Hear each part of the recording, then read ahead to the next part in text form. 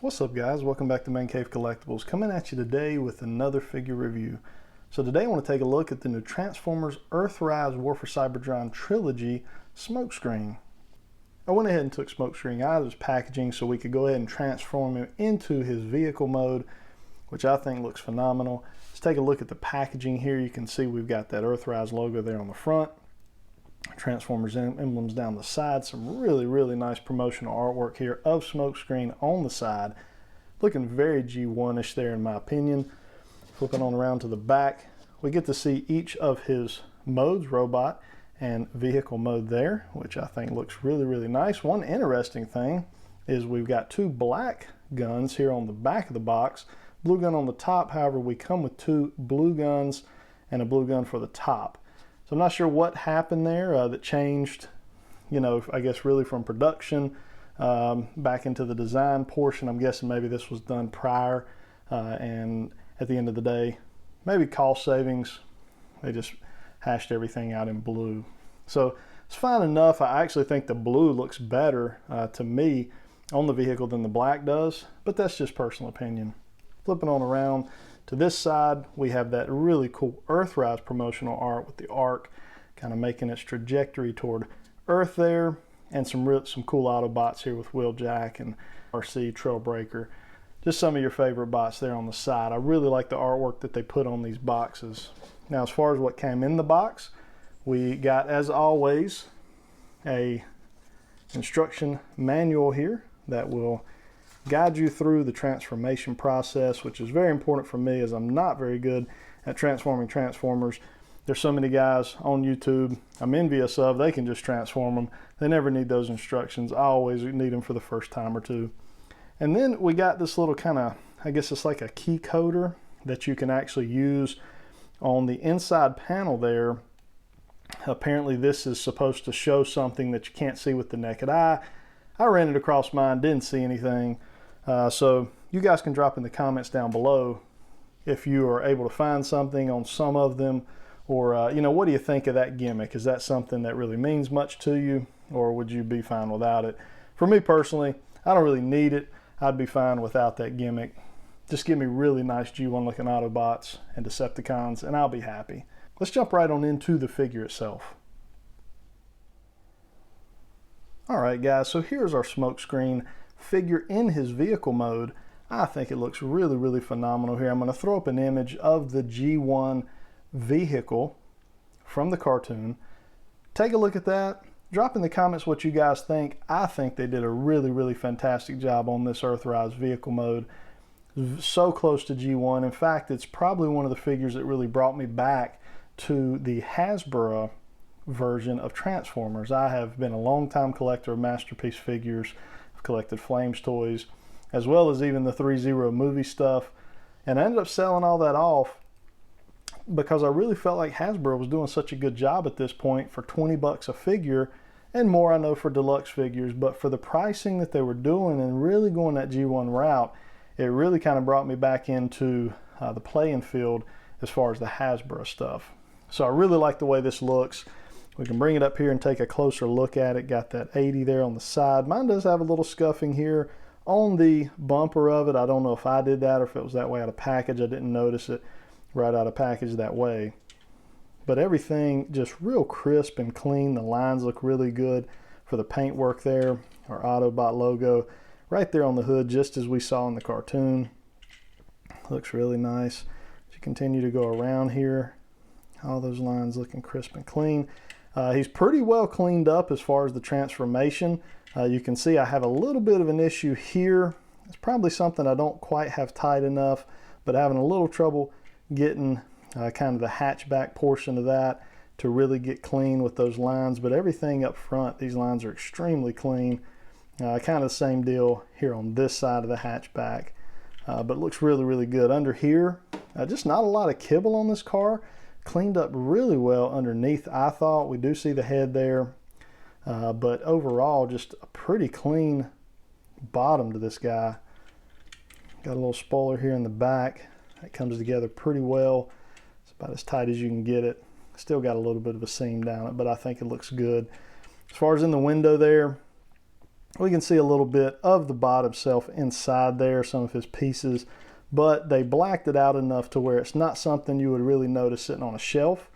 So if you wanted to leave them in robot mode, got a little bit of paint there smearing on the side, driver's side window. You can see that right there. A little bit of a paint flaw there, but nothing bad. But I think this thing looks really, really good. I like this in its vehicle mode.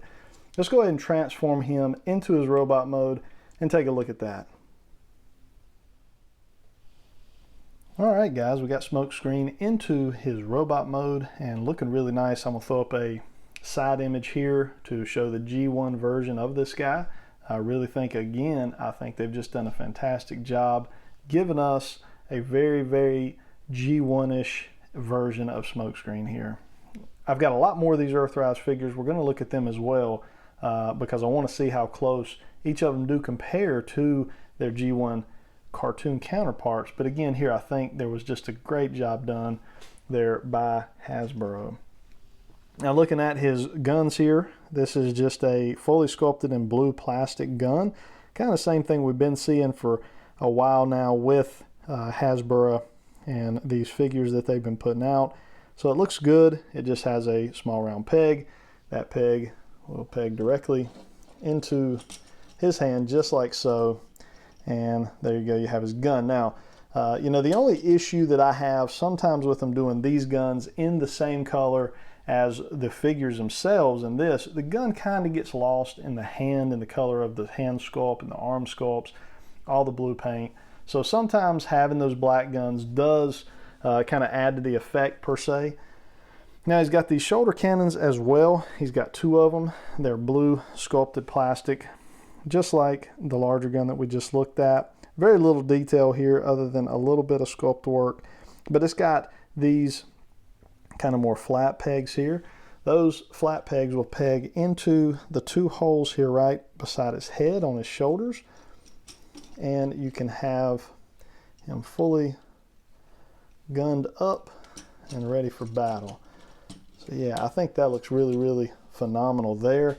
I really like the way this figure looks. This is the first Earthrise figure that I have taken out of package so far. If you've been following most of my toy hunts, I've been picking these up over weeks or maybe even months at this point and slowly building a collection. However, all of them, with the exception of Smokescreen, are still in their boxes. So we're going to start reviewing them slowly over time, working our way through the Earthrise figures. We've got a lot of the new stuff pre-ordered that's going to be coming out here soon in the Kingdom line, the Studio 86 line. So we'll be able to touch on all those as they come out. Taking a closer look at this guy and his head sculpt. Killed the head sculpt, very G1-ish. Looks really, really nice. Got a nice stoic facial expression there.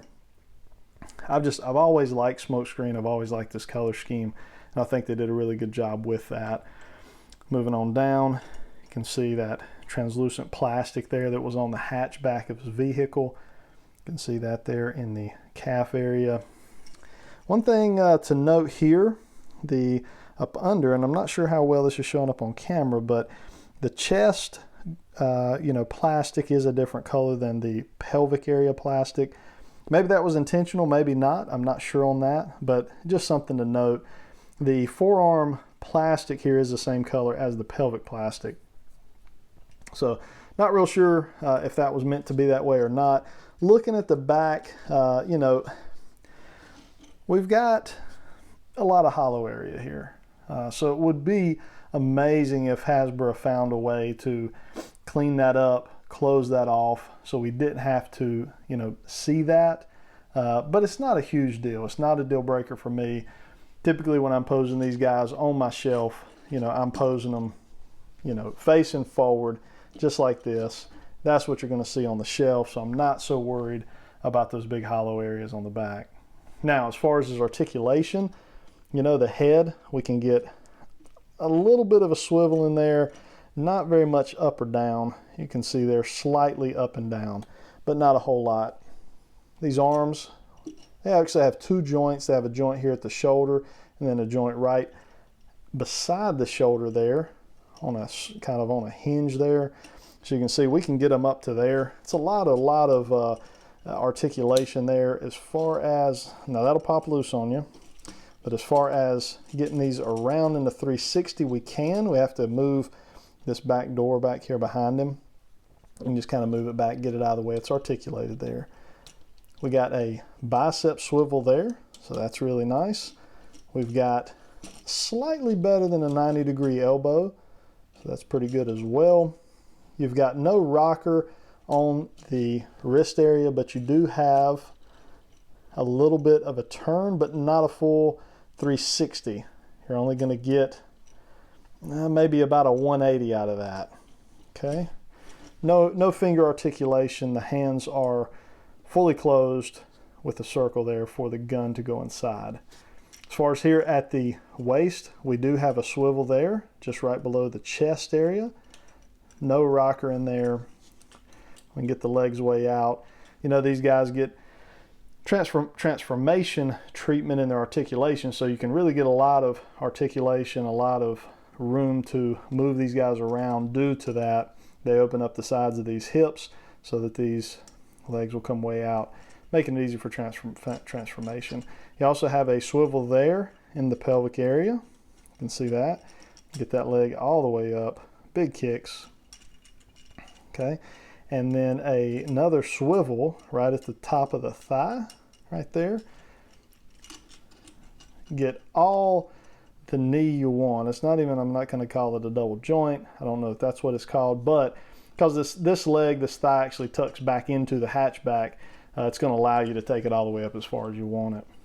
Okay, we do have a rocker here in the ankle, which is nice. You can see that, so that'll give you a little more dynamic posing, and then it will swivel back and forth as well. We don't have any spin at the knee or at the ankle. So anything you're going to do as far as spinning or dynamic posing, you're going to have to do it by using the swivels up here at the top of the thigh. All right. Let's bring in a couple figures just to give you guys a little bit of a size comparison on this guy, and then we'll wrap up our video. All right, guys, so let's branch out, bring in some figures that you would not probably have on the same shelf with your Transformer, but a 6-inch standard Marvel Legend, everybody knows where that stands. That's Cyclops. So you can see kind of where he compares, comes just below the shoulder there. And then we've got a Super 7 Lion-O here, which is a 7-inch scale figure. So just to kind of give you guys a little bit of a size comparison as to where these smaller, I guess, deluxe Earthrise figures will be. Don't have any of my other Transformers out of packaging, although we do have about 20 of them over here that we will be reviewing over the next weeks and months as we kind of get caught back up on those. So eventually, so the next review, we will start bringing in some size comparisons with Transformers as we continue to open them up and do reviews.